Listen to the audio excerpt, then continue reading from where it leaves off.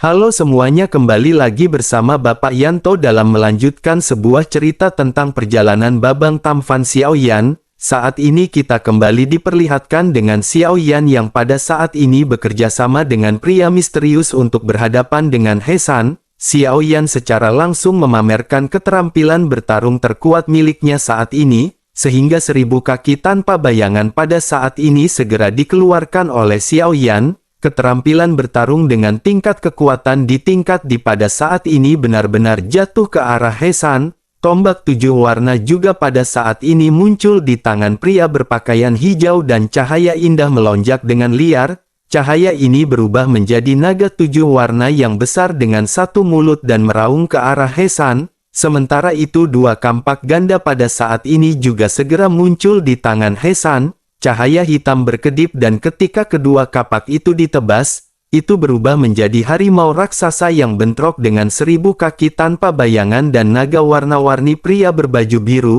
Suara ledakan pun terus bergema dan pada saat ini pria berbaju biru itu benar-benar sangat cepat. Dirinya datang ke sisi He San dalam sekejap mata dan tombak 7 warna segera menjadi semakin sangat tajam.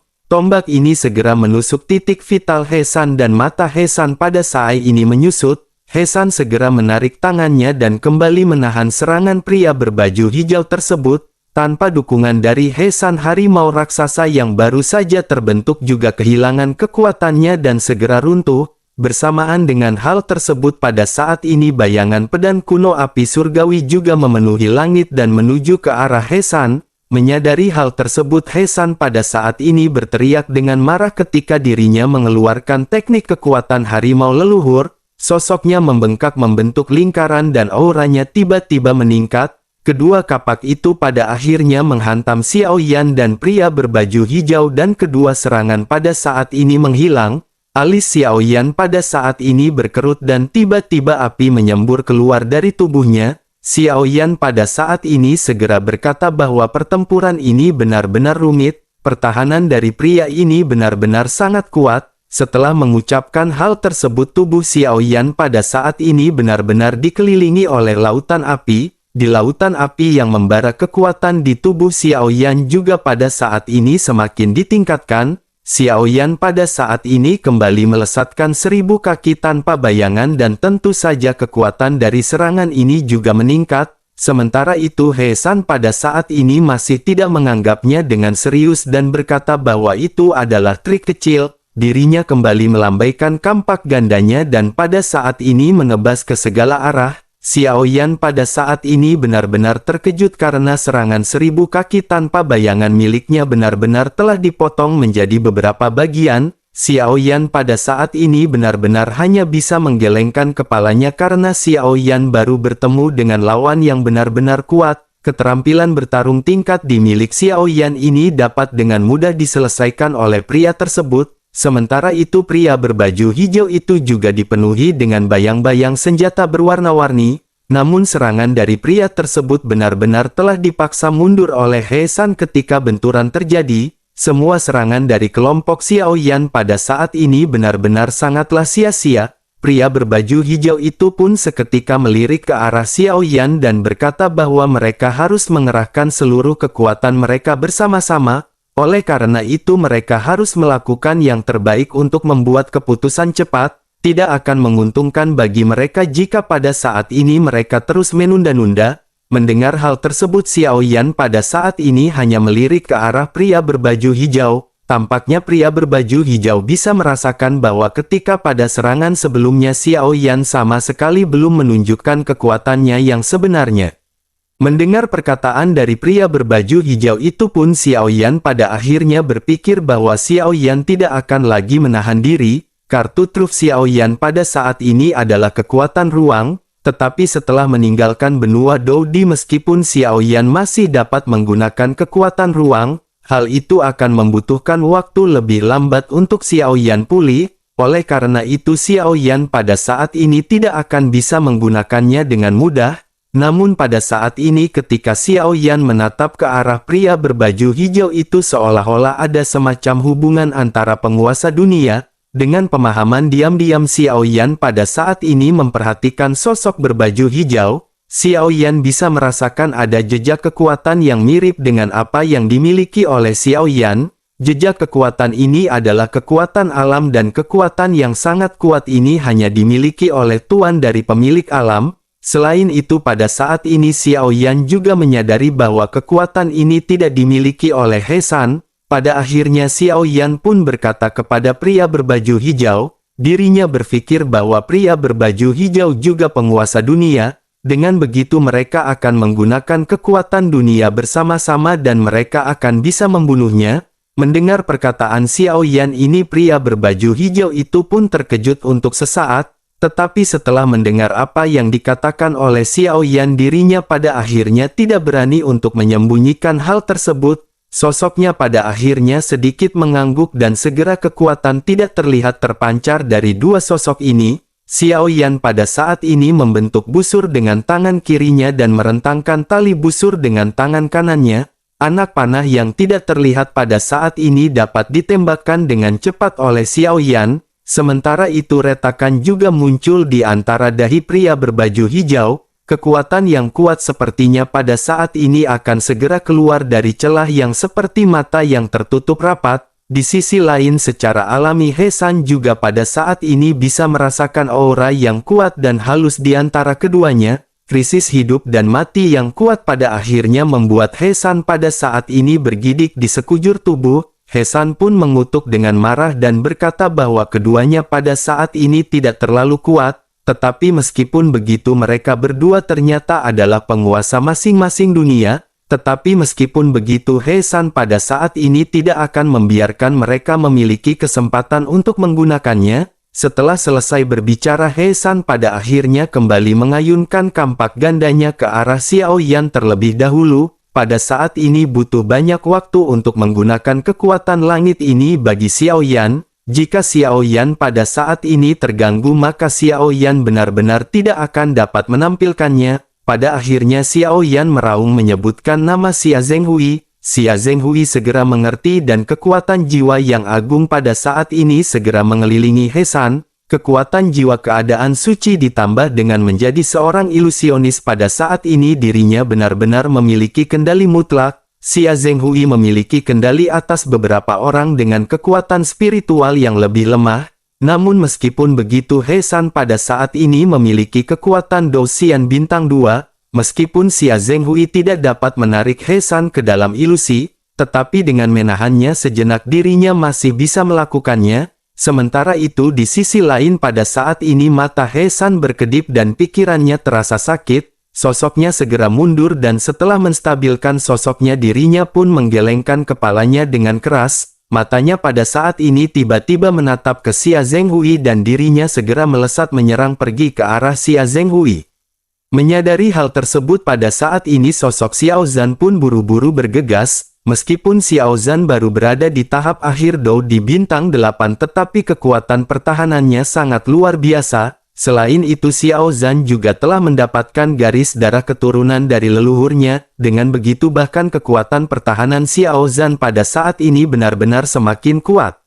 Xiao Zhan pada akhirnya berteriak bahwa dirinya juga sosok harimau, pada akhirnya raungan segera terdengar dan bayangan harimau muncul di belakang Xiao Zhan, tubuhnya juga membengkak dan Xiao Zhan pada saat ini menahan tinju He San yang dilesatkan ke arah Xia Zhenghui. Suara tabrakan tubuh pun segera terdengar dan pada saat ini tubuh Xiao Zhan ketika terbalik, Feng Feng dan Nan Erming juga segera terbang keluar dan menangkap Xiao Zhan. Xiao Zhan pada saat ini menyemburkan seteguk darah dan tampaknya benar-benar terluka, tetapi dengan adegan ini He San benar-benar terkejut. Pukulannya ini bukanlah kekuatan terkuatnya tetapi pukulan ini dapat dengan mudah untuk membunuh seseorang di tingkat Dou Di. Di sisi lain melihat luka yang dialami oleh Xiao Zhan ini Xiao Yan pun langsung marah.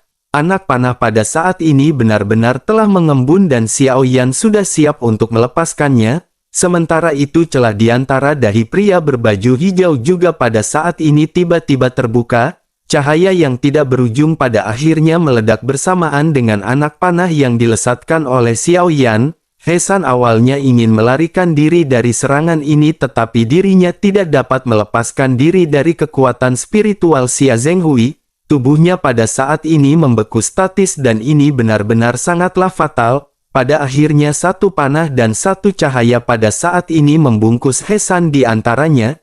Cahaya yang menyilaukan pada saat ini melonjak untuk sementara waktu.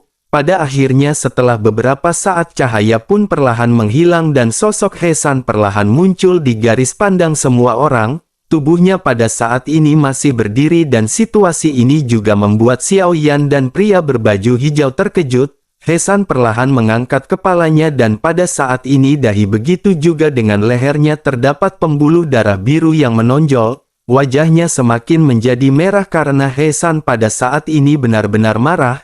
Baik Xiao Zhan dan pria berbaju hijau pada saat ini benar-benar terkejut karena mereka berdua telah menggunakan kekuatan ruang untuk menyerang.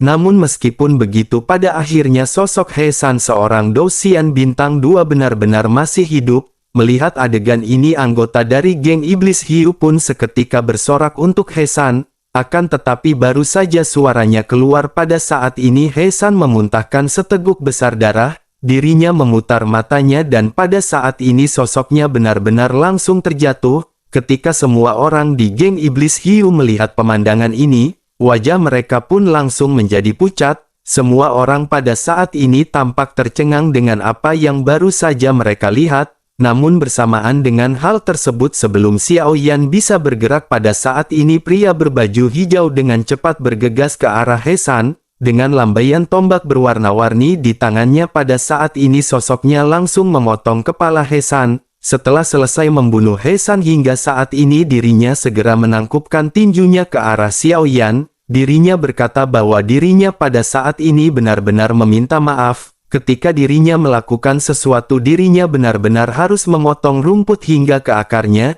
Dirinya benar-benar tidak suka meninggalkan permasalahan yang akan tersisa untuk di masa depan. Ketegasan dari pria berbaju hijau ini benar-benar mengejutkan Xiao Yan. Tetapi Xiao Yan pada saat ini langsung tersenyum. Xiao Yan pada saat ini segera memikirkan keadaan Xiao Zhan dan menoleh ke arah timnya. Xiao Yan pun menepuk tangan sebagai isyarat bagi timnya untuk menyelesaikan pertempuran yang tersisa. Pada akhirnya kelompok Xiao Yan pun segera bergegas untuk menghabisi orang-orang yang tersisa. Xiao Zhan juga pada saat ini ikut dalam penyerangan. Meskipun sebelumnya dirinya telah memuntahkan seteguk darah tetapi tampaknya Xiao Zhan tidak terluka terlalu parah. Menyadari hal tersebut sosok Xiao Yan juga pada saat ini hanya bisa menghela nafas. Pada akhirnya pada saat ini ada badai berdarah dengan semua orang yang membuang mayat ke lautan ketiadaan. Kelompok dari Iblis Hiu ini benar-benar telah dibantai dan tidak ada yang tersisa. Setelah proses pembantaian ini selesai sosok pria berbaju biru itu pun sedikit melangkah ke arah Xiao Yan dan menangkupkan tinjunya. Sosoknya segera berkata bahwa bajingan ini juga telah mencegat mereka sekali. Hal itu menyebabkan beberapa permasalahan kecil. Oleh karena itu dirinya benar-benar harus membalaskan dendam. Hari ini dirinya ingin berterima kasih kepada saudara karena dirinya bersedia bergandengan tangan dengan dirinya. Jika tidak maka dirinya benar-benar tidak akan bisa melakukan hal ini sendirian. Mendengar hal tersebut Xiao Yan pun tersenyum dan berkata bahwa orang-orang seperti ini telah membunuh banyak orang yang lewat seperti mereka berdua di lautan ketiadaan. Oleh karena itu pada saat ini mereka pantas mati. Namun pada saat ini mereka telah meninggalkan banyak benda tetapi tidak banyak yang berguna. Karena mereka telah membantai orang ini bersama-sama maka benda-benda yang mereka tinggalkan akan dibagi 50-50. Mendengar hal tersebut sosok pria berbaju hijau pun tersenyum dan setuju dengan apa yang dikatakan oleh Xiao Yan. Pada akhirnya mereka semua segera masuk ke dalam bahtera milik geng Iblis Hiu. Bahtera ini telah rusak parah dan tidak terlindungi dengan baik. Tetapi pada saat ini mereka telah mendapatkan cincin penyimpanan dari He San. Cincin ini berisi origin abadi dan item lainnya yang sedikit berguna. Item-item yang mereka temukan pada saat ini dibagi secara acak. Sementara itu mereka juga pada saat ini telah membagi masing-masing 500.000 pil ki abadi. Setelah pembagian ini Xiao Yan pada akhirnya langsung tersenyum. Sementara itu pria berbaju hijau pada saat ini segera kembali menangguhkan tangannya kepada Xiao Yan. Dirinya lanjut berkata karena itu permasalahannya pada saat ini dirinya tidak akan mengganggu saudara lagi. Setelah selesai berbicara pria berpakaian hijau itu pun hendak melangkah untuk pergi. Sementara itu Xiao Yan pada saat ini merasa bahwa pria ini adalah orang yang baik. Dengan begitu bukankah sangat baik bagi mereka untuk menjadi teman satu sama lain? Pada akhirnya Xiao Yan pun bertanya dengan enggan kepada pria berbaju hijau. Tentu saja Xiao Yan tidak benar-benar takut sendirian di lautan ketiadaan ini, tetapi Xiao Yan berharap mendapatkan lebih banyak informasi tentang lautan ketiadaan, oleh karena itu akan bermanfaat dan tidak akan berbahaya untuk pergi bersama-sama. Xiao Yan pada akhirnya berkata bahwa dirinya tidak tahu nama dari saudara, selain itu kemanakah tujuan perjalanan dari saudara ini, jika mereka bergabung bukankah mereka bisa saling menjaga? Xiao Yan khawatir tidak damai di lautan ketiadaan ini oleh karena itu lebih baik pergi bersama-sama. Mendengar hal tersebut pria itu pun seketika memandang ke arah Xiao Yan dengan lembut. Dirinya tidak memiliki perasaan jijik kepada Xiao Yan dan dirinya pada saat ini langsung menjawab apa yang dikatakan oleh Xiao Yan. Dirinya berkata bahwa dirinya bernama Lin Dong dan dirinya berasal dari alam bawah bernama Kong Wu. Pada perjalanan kali ini dirinya akan pergi untuk menuju ke kota Qianxing. Mendengar kata-kata tersebut Xiao Yan pada saat ini merasa senang di dalam hatinya. Xiao Yan pada akhirnya memperkenalkan diri bahwa dirinya bernama Xiao Yan yang berasal dari dunia bawah yakni benua Douqi. Kebetulan mereka juga akan pergi ke kota Qianxing. Mungkinkah saudara Lin Dong juga akan pergi ke bintang Hongmeng untuk berpartisipasi dalam kontes 10.000 alam? Mendengar apa yang dikatakan oleh Xiao Yan, Lin Dong pada akhirnya juga merasa sangat senang. Dirinya mengangguk perlahan dan berkata bahwa ini benar-benar sangat bagus. Dirinya juga pernah mendengar tentang kontes 10.000 alam tetapi tujuannya kali ini adalah untuk menemukan obat mujarab untuk menyembuhkan istrinya. Mendengar hal tersebut Xiao Yan pada saat ini tanpa sadar bertanya dengan ragu-ragu, apakah istri dari saudara Lin Dong kesehatannya buruk? Xiao Yan pada saat ini bisa melihat bahwa Lin Dong pasti memiliki kasih sayang yang dalam untuk istrinya, jika tidak akan mungkin dirinya rela melewati batas dan ruang hanya untuk menemukan sebuah obat mujarab. Sementara itu ditanya oleh Xiao Yan seperti ini Lin Dong pun ragu-ragu sejenak sebelum akhirnya mengangguk. Xiao Yan pada akhirnya kembali berkata jika saudara Lin Dong tidak keberatan, bisakah saudara Lin Dong membiarkan Xiao Yan melihat kondisi dari istrinya? Kebetulan Xiao Yan adalah seorang alkemis oleh karena itu mungkin saja Xiao Yan bisa membantu. Lin Dong pada saat ini masih ragu-ragu untuk beberapa saat sebelum akhirnya mengangguk ringan. Mengenai Xiao Yan ini entah bagaimana Lin Dong bisa merasa bahwa orang ini bisa dipercaya. Akhirnya dengan lambaian tangannya penghalang kecil pun terbentuk di sekelilingnya.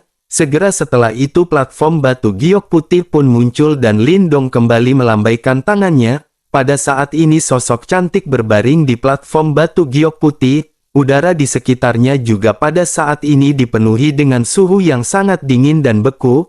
Menatap ke arah istri dari Lin Dong, Xiao Yan pada saat ini mengerutkan keningnya. Udara dingin ini benar-benar sangat kuat dan hal itu mengejutkan Xiao Yan. Pada akhirnya Xiao Yan segera bertanya apakah ini adalah sisa jiwa. Lin Dong pun mengangguk dan pada saat ini melihat ke arah Xiao Yan yang mengerutkan kening. Senyum pun muncul di wajah Lin Dong dengan penuh ketidakberdayaan. Sepertinya situasi seperti ini bukanlah pertama kali dialami oleh Lin Dong. Pada akhirnya dengan senyum ramah Lin Dong segera berkata kepada Xiao Yan bahwa dirinya tahu tidak mudah untuk menyelamatkan istrinya. Oleh karena itu tidak apa-apa jika saudara Xiao Yan tidak bisa membantu dan terima kasih atas kebaikannya. Lin Dong benar-benar berharap bahwa Xiao Yan bisa menyelamatkan istrinya. Tetapi melihat Xiao Yan yang mengerutkan kening pada akhirnya Lin Dong menjadi kembali pesimis. Lin Dong pun segera melambaikan tangannya dan bersiap untuk menyingkirkan jiwa istrinya. Namun Xiao Yan pada saat ini segera mengulurkan tangannya untuk menghentikan pergerakan Lin Dong. Xiao Yan memberi isyarat kepada Lin Dong untuk menunggu sejenak. Xiao Yan pada akhirnya kembali bertanya kepada Lin Dong mengenai takdir jiwa. Xiao Yan bertanya apakah pada saat ini takdir jiwa dari istri Lin Dong telah menghilang. Mendengar kata takdir jiwa ini, pupil mata Lindong pun seketika langsung menyusut. Lindong pada akhirnya menghela nafas dan dirinya segera menceritakan kisah umumnya kepada Xiao Yan. Xiao Yan pun pada saat ini mendengarkan narasi Lindong dengan penuh perhatian. Ternyata Lindong dan istrinya adalah orang yang suci. Mereka rela meninggalkan nyawa mereka sendiri demi ruangnya sendiri. Tidak banyak orang yang bisa melakukan kesucian semacam ini di dunia ini. Dikatakan bahwa manusia memiliki 3 jiwa dan 7 jiwa. Di antara 3 jiwa itu adalah jiwa langit, jiwa bumi, dan yang ketiga adalah jiwa takdir. Sementara itu mengenai 7 jiwa di antaranya ada surgawi, spiritual, ki, kekuatan, pusat, esensi, dan yang ketujuh adalah kepahlawanan. 3 jiwa dan 7 jiwa ini benar-benar diperlukan untuk menjadi satu demi menjadi jiwa. Setelah Xiao Yan mendengarkan semua narasi Lindong, pada saat ini menatap ke arah istri Lindong. Xiao Yan pada saat ini sedikit menghibur Lindong dengan berkata, jika melihat dari namanya yang bernama Ying Huang sepertinya dirinya adalah gadis yang sangat lincah. Lindong pun tersenyum tipis mendengar apa yang dikatakan oleh Xiao Yan. Lindong terbayang sosok istrinya ketika dirinya masih hidup dan sosoknya benar-benar memang lincah. Sementara itu Xiao saat ini kembali lanjut bertanya apakah Lindong tidak dapat menemukan jiwanya. Mendengar hal tersebut Lindong pun mengangguk dan berkata bahwa dirinya sudah mencarinya untuk waktu yang lama, namun dirinya belum menemukannya selama periode waktu ini, tetapi dirinya akan terus mencarinya. Mendengar hal tersebut Xiao Yan pun merenung sejenak dan berkata jika hanya jiwanya yang hilang tidak sulit untuk membentuk kembali tubuh fisik, tetapi tanpa jiwa ingatannya mungkin akan pulih hanya sekitar di usia 5 tahun. Jika Lindong dapat menemukan jiwanya maka dirinya benar-benar akan dapat pulih sepenuhnya. Sementara itu Lindong pada saat ini segera menoleh ke arah Xiao Yan. Lindong berpikir bahwa dirinya telah berkeliling bertahun-tahun untuk mencari pembentukan tubuh fisik. Tetapi selama pencarian ini Lindong belum pernah mendengar adanya orang yang bisa membentuk kembali tubuh fisik. Pada akhirnya Lindong pun segera bertanya kepada Xiao Yan. Apakah saudara Xiao Yan memiliki cara untuk membentuk kembali tubuh fisik? Xiao Yan pun mengangguk dan berkata bahwa Xiao Yan bisa mencobanya. Jiwa dari istri Lindong pada saat ini sudah sangat menipis dan jika tidak kembali membentuk tubuh fisiknya dengan cepat, mungkin akan sangat sulit untuk membentuk kembali tubuh fisiknya di masa depan. Mendengar hal tersebut pada saat ini ada setitik harapan di dalam hati Lindong. Pada akhirnya dirinya segera berkata jika saudara Xiao Yan dapat membantu istrinya membentuk kembali tubuh fisik, maka Lindong akan menyetujui persyaratan apapun. Xiao Yan pun menghela nafas dan berkata bahwa Xiao Yan tidak dapat menjamin bahwa itu akan berhasil, namun Lindong perlu memasukkan beberapa kekuatan spiritual di dalam prosesnya, dan hanya dengan cara inilah tingkat keberhasilannya akan menjadi lebih tinggi. Mendengar hal tersebut Lindong pada akhirnya menganggukkan kepalanya. Lindong teringat sudah banyak sekali orang yang dimintai bantuan oleh Lindong tetapi Lindong tidak menemukan hasil. Lindong pada akhirnya dengan bersemangat berkata bahwa itu bukanlah permasalahan. Selama Huang benar-benar dapat membentuk kembali tubuhnya, maka Lindong bersedia membayar berapapun. Pada akhirnya melihat kegigihan Lindong ini Xiao Yan pun mengangguk ringan. Xiao Yan lanjut berkata jika begitu permasalahannya maka Xiao Yan pada saat ini akan memulainya. Jiwa istri Lindong pada saat ini tidak terlalu rapuh dan bukan permasalahan besar untuk berhasil memadatkan tubuh fisiknya. Hanya salah satu di antara 3 dan 7 jiwa yang menghilang. Ingatan istri Lindong akan bertahan di usia 5 tahun oleh karena itu dirinya tidak akan mengingat Lindong. Dirinya tidak akan mengingat siapapun tetapi hanya saja orang ini masih bertahan hidup. Selama dirinya bertahan hidup maka akan ada harapan di masa depan untuk mengembalikan ingatannya. Mendengar hal tersebut Lindong pada saat ini benar-benar mengangguk dengan penuh kesiapan. Pada akhirnya Xiao Yan segera melambaikan tangannya dan mengirim buah nirvana 9 revolusi ke jiwa Ying Huang yang tersisa. Setelah beberapa saat jiwa yang tersisa dikelilingi oleh cahaya hijau dan akhirnya berubah menjadi kepompong biru. Melihat kepompong biru ini Xiao Yan pun memerintahkan Lindong untuk menyuntikkan kekuatan rohnya. Lindong pun segera mengangguk dan melangkah maju dan menyentuh kepompong biru dan segera melepaskan kekuatan jiwanya sendiri. Begitu kekuatan jiwa ini dilepaskan, aura Lindong segera melemah dan seteguk darah keluar. Xiaoyan sedikit mengerutkan keningnya dan berkata bahwa saudara Lindong tidak perlu berbagi begitu banyak kekuatan spiritual. Hal itu akan menyakiti jiwa saudara Lindong dan benar-benar akan sulit untuk pulih. Wajah Lindong pada saat ini pucat tetapi dirinya benar-benar menunjukkan ekspresi senyum puas. Dirinya lanjut berkata kepada Xiaoyan bahwa ini bukanlah permasalahan, istrinya telah memberikannya hidup untuknya, oleh karena itu tidak masalah jika Lindong terluka parah untuknya, selama istrinya bisa bertahan maka Lindong akan bersedia memberikan hidupnya. Lindong pada saat ini benar-benar merasa semangat karena telah merasakan aura dari Yin Huang berangsur-angsur menjadi lebih kuat. Sosok bayi juga pada saat ini perlahan-lahan dikandung di dalam kepompong biru. Melihat bentuk janin dalam kepompong ini, Xiaoyan pun menghela nafas lega dan berkata seharusnya tidak ada masalah. Saudara Lindong perlu menghangatkannya dengan kekuatan ruang setiap hari dan tubuhnya akan lebih stabil. Mendengar hal tersebut, Lindong pun sangat gembira di dalam hatinya. Dirinya segera berbalik dan mengepalkan tinjunya dengan keras kepada Xiaoyan.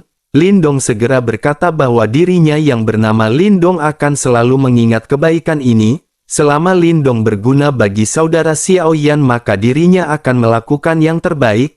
Menanggapi hal tersebut, Xiaoyan pun tersenyum dan berkata bahwa saudara Lindong tidak perlu terlalu serius. Karena pertemuan adalah takdir maka Xiaoyan sangat senang bisa membantunya. Di 3000 alam ini bukankah lebih banyak teman akan lebih baik jika dibandingkan dengan banyak musuh? Mendengar apa yang dikatakan oleh Xiaoyan ini pada saat ini Lindong memiliki kesan yang baik di hatinya terhadap Xiaoyan. Namun Lindong pada saat ini masih bersikeras untuk memberikan sesuatu kepada Xiaoyan. Xiaoyan pada saat ini melihat Lindong yang segera mengeluarkan tas dan mungkin itu adalah jenis penyimpanan yang sama dengan cincin penyimpanan. Lindong pun menyadarkan tas tersebut dan berkata bahwa dirinya punya beberapa pil ki abadi di sini. Jika kakak Xiaoyan menginginkannya dan tidak keberatan maka kakak Xiaoyan bisa memilikinya.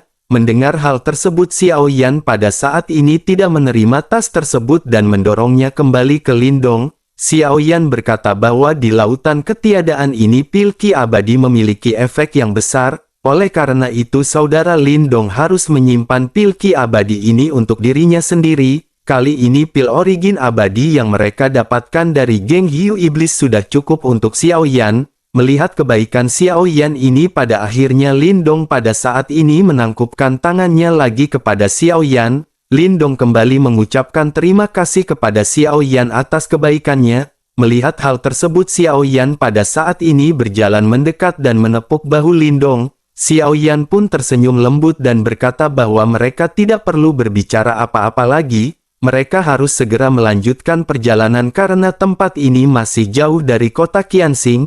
Lindong pada akhirnya menganggukkan kepalanya setelah mendengar perkataan Xiaoyan ini. Pada akhirnya mereka pada saat ini segera kembali ke bahteranya masing-masing. Pada akhirnya di lautan ketiadaan ini kedua bahtera perlahan-lahan melaju satu demi satu untuk mengantri solar.